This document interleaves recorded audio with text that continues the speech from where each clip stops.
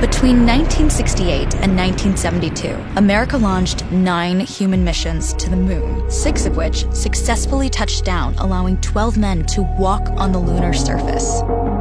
NASA's next chapter of lunar exploration, called Artemis, has the task of not just going to the moon to create a long-term human presence on and around it, but also to prepare for ever more complex human missions to Mars.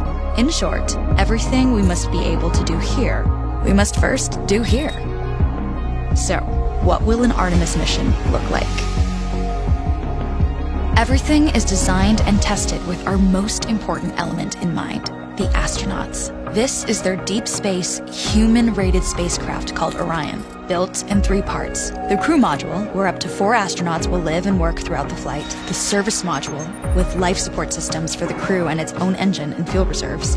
And a launch abort system, with engines capable of pulling the crew module to safety during launch should anything go wrong.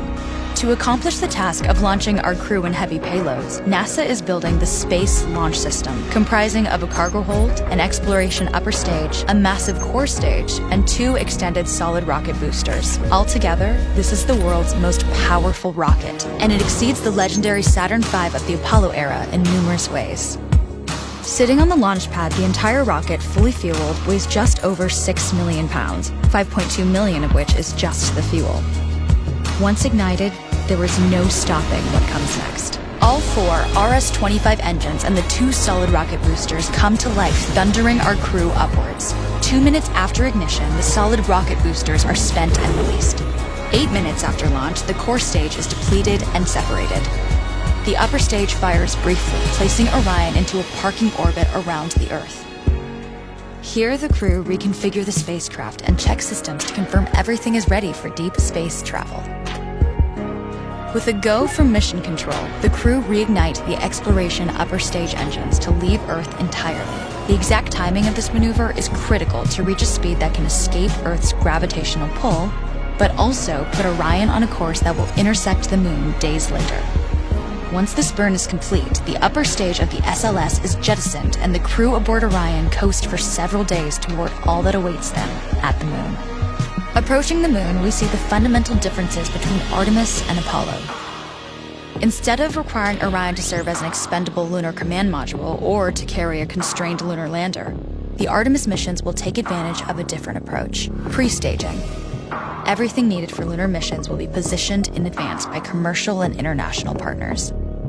This includes rovers, science experiments, and human-rated systems on the surface. But it also includes a dedicated lunar station in orbit around the moon called Gateway.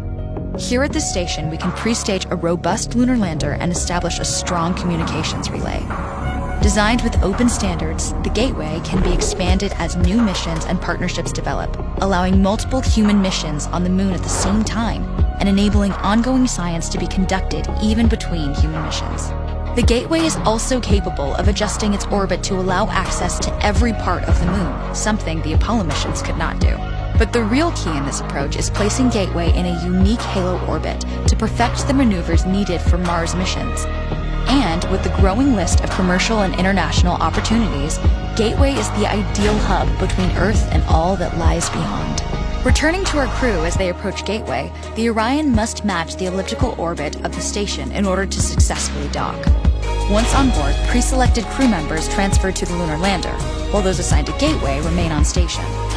The lunar lander system itself is built for 3 unique steps: descending from the halo orbit of Gateway down to a low lunar orbit, descending from low lunar orbit to the surface, and once the lunar mission is complete, launching from the surface of the moon and ascending all the way back to the orbiting Gateway.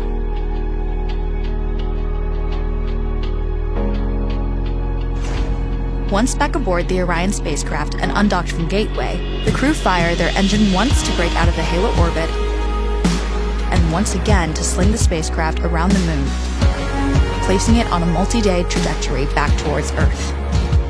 As they near the end of this journey, the service module is released, and the crew module is oriented heat shield first. Entering Earth's atmosphere at 25,000 miles per hour, the friction of air slows Orion considerably, while also subjecting it to temperatures of 5,000 degrees. With the Orion now at just 300 miles per hour, a series of parachutes uniquely tested and produced for this moment deploy, decelerating the craft to just 20 miles per hour for splashdown. With each successful mission, Artemis ushers in the next wave of men and women to explore our moon and prove that together we are ready to go beyond.